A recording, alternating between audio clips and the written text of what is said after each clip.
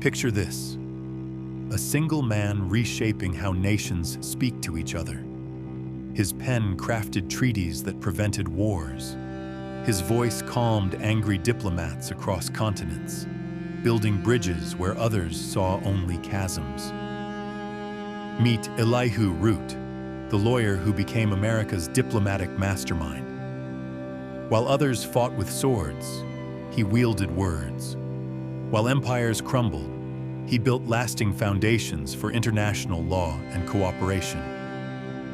How does a farm boy from upstate New York become the architect of modern diplomacy?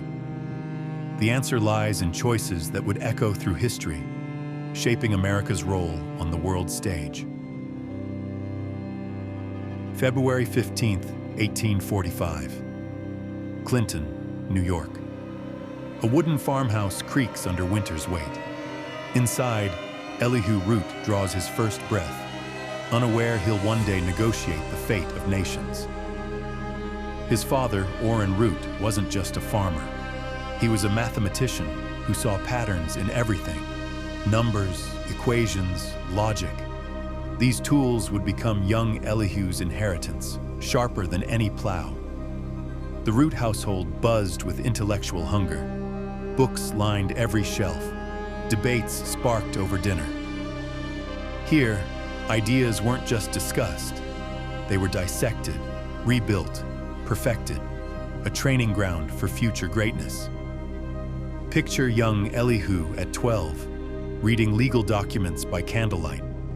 While other boys played marbles, he studied the architecture of arguments, the geometry of justice, the mathematics of persuasion. Hamilton College beckoned, a prestigious institution where minds were forged, not merely educated. Root arrived carrying his father's lessons: precision, logic, and an unshakable belief that problems had solutions. But college wasn't just about books. It was about discovering who you are when everything familiar disappears. Root faced his first real test. Could intellect triumph over doubt?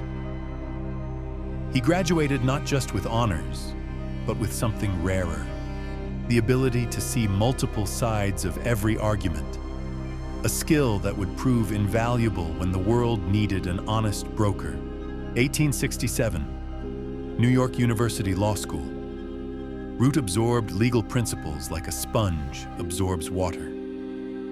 But he wasn't just memorizing rules. He was learning to think like justice itself. His first law practice opened in 1867. While other lawyers chased fame, Root chased precision. Every brief he wrote was a masterpiece of logic, every argument a carefully constructed symphony. The courtroom became his cathedral. Here, Root discovered his true calling: not just winning cases, but crafting solutions that left everyone feeling heard, understood, respected. A rare gift indeed. Success bred success. Corporate clients knocked on his door, drawn by his reputation for fairness and brilliance. Root was building more than a practice. He was building trust. But success came with a price. Long nights, endless cases, the weight of other people's problems. Root learned that excellence demands sacrifice, a lesson he'd carry forever. Consider this paradox. The more Root succeeded in private practice, the more he yearned for public service. Private victories felt hollow compared to serving something greater than himself. 1883 brought personal joy: marriage to Clara Frances Wales. She wasn't just a wife. She was his intellectual equal, his moral compass, his sanctuary in a world of endless battles.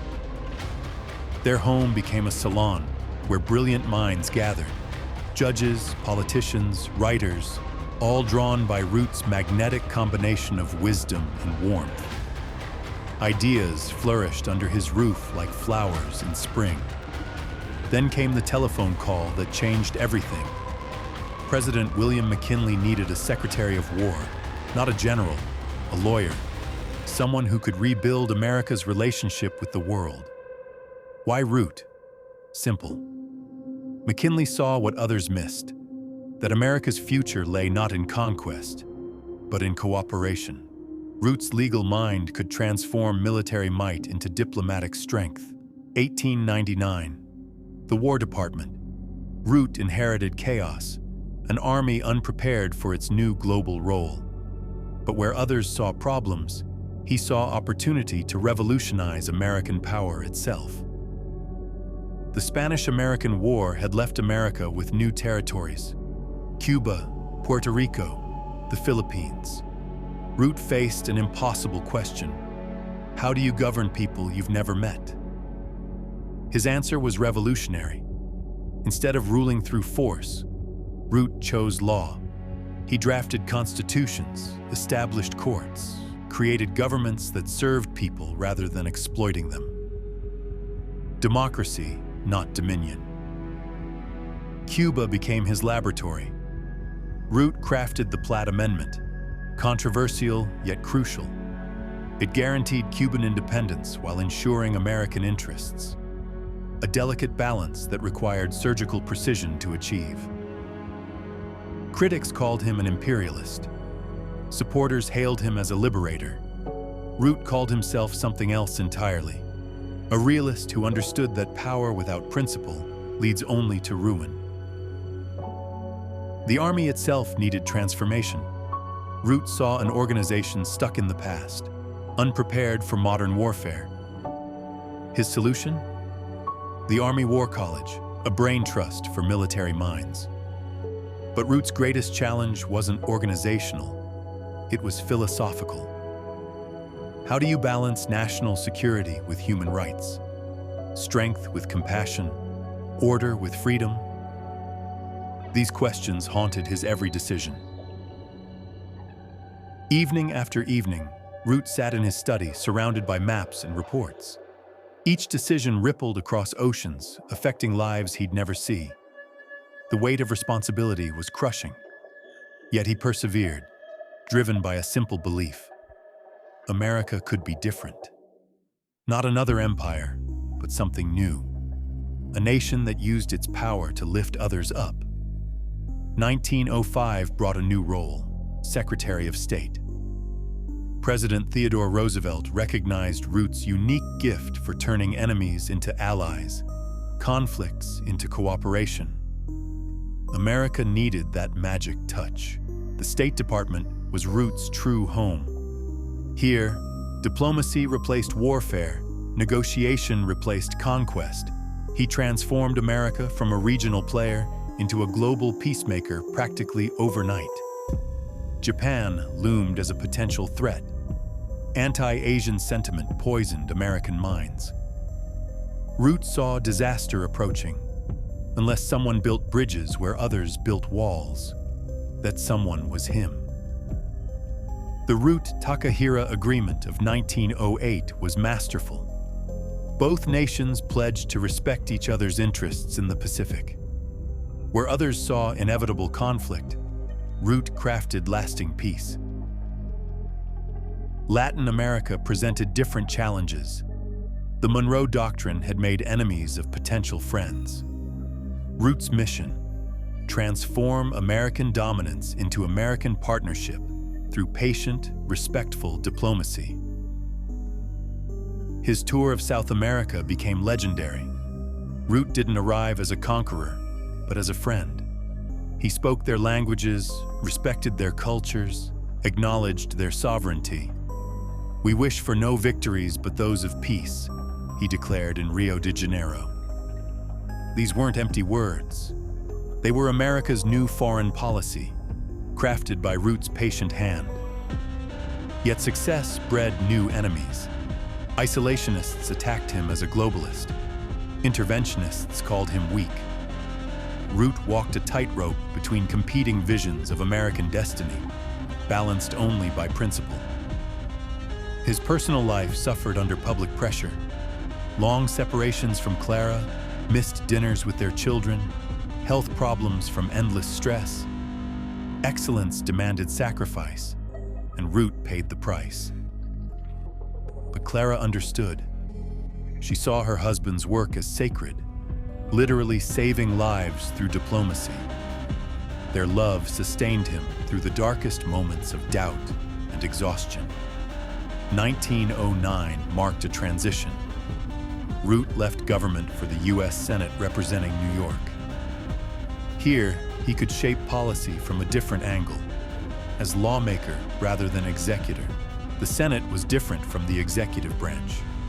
Here, Root had to persuade rather than command, negotiate rather than decree. A perfect match for his collaborative style. World War erupted in Europe. Americans demanded neutrality, but Root saw deeper truths. Isolationism was dead, killed by telegraph wires, steamships, and the inexorable march of globalization. He walked a careful line, supporting preparedness while avoiding warmongering. America needed to be strong enough to keep peace, wise enough to know when intervention served justice. The Lusitania sank. American lives were lost. War fever gripped the nation. Root counseled patience, knowing that hot emotions make poor policy. Wisdom required waiting for the right moment. When America finally entered the war, Root supported the decision completely. But he also began planning for peace, understanding that victory without vision leads only to future wars. His greatest triumph was yet to come. The Carnegie Endowment for International Peace made Root its president. Here, he could pursue his ultimate goal, a world governed by law. The Permanent Court of Arbitration at The Hague became Root's passion project. Nations could resolve disputes without bloodshed. Lawyers, not soldiers, would write the future of international relations. Yet even his peaceful mission faced opposition. Americans feared foreign entanglements. Europeans doubted American commitment. Root stood alone between two worlds, building bridges that others wanted to burn. His speeches became legendary, combining legal precision with moral passion. The law of force must give way to the force of law, he declared. Simple words carrying revolutionary implications. But Root's greatest test came with the League of Nations. President Wilson's vision aligned with Root's dreams, yet the execution troubled him. Good intentions without practical wisdom court disaster. Root supported the League's goals while criticizing its structure. America needed international engagement, but not at the cost of constitutional government. Balance required careful calibration, not passionate rhetoric. The Senate rejected the League. Root watched decades of work crumble in partisan politics. His heart broke as America turned inward just when the world needed leadership. Yet he didn't despair. Root understood that progress moves in waves, sometimes advancing, sometimes retreating, but ultimately flowing toward justice. His faith in humanity remained unshaken. 1912 brought ultimate recognition, the Nobel Peace Prize. Root had achieved what few humans ever do, changing the world through the power of ideas rather than armies.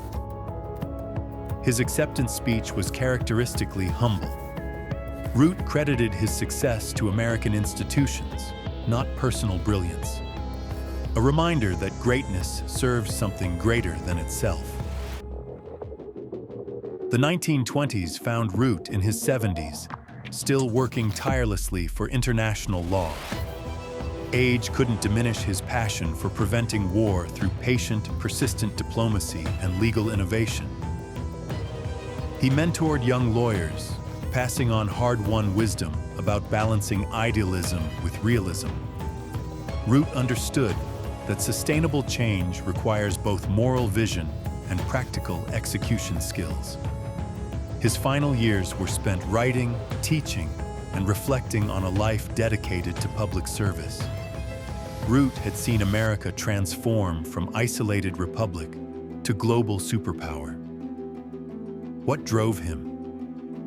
Perhaps it was the memory of his father's mathematical mind, seeing patterns where others saw chaos, solutions where others saw only problems requiring patient analysis. Or maybe Clara's unwavering support gave him strength to persevere when lesser men would have quit. Behind every great public figure stands someone who makes sacrifice worthwhile. Root's children carried his legacy forward, not in politics, but in service to others. His values lived on through example rather than inheritance, proving character transcends genetics. As death approached in 1937, Root remained optimistic about humanity's future. Wars would come and go, but the idea of international law would eventually triumph over chaos. His funeral drew leaders from around the world, testament to a life spent building bridges between nations. Root had achieved immortality through service to causes greater than himself. But what was Root's true legacy? Not treaties or institutions, but a simple yet revolutionary idea that disputes could be resolved through reason rather than violence. Modern international law bears his fingerprints. Every peaceful settlement, every arbitrated dispute, every diplomatic breakthrough traces back to foundations Root laid with patient, persistent work. The United Nations embodies Root's vision. Imperfect, yes, but representing humanity's ongoing struggle to replace the law of force with the force of law governing international relations. Yet Root's example transcends law and politics. He showed that one person, armed with principle and patience, can literally change how nations relate to each other. His life poses uncomfortable questions for our time. In an age of Twitter diplomacy and nuclear weapons, do we still believe in Root's patient approach? Can complex problems be solved through careful study, respectful dialogue, and principled compromise? Or has technology made such old-fashioned virtues obsolete in our accelerated world? Root would argue that technology makes his approach more necessary, not less.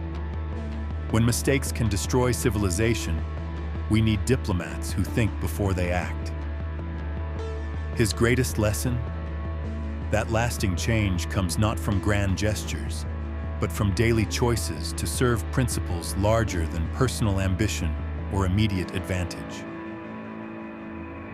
Root understood something we often forget, that true strength lies not in the ability to dominate others, but in the wisdom to lift them up. So remember the farm boy who became a peacemaker, the lawyer who chose service over wealth, the diplomat who proved that words can indeed be mightier than swords. In our divided world, Root's example shines like a beacon. He showed that it's possible to stand for principles without standing against people, to serve country by serving humanity. That single man we met at the beginning, the one who reshaped how nations speak to each other, his name was Elihu Root, and his greatest victory was proving that peace is possible.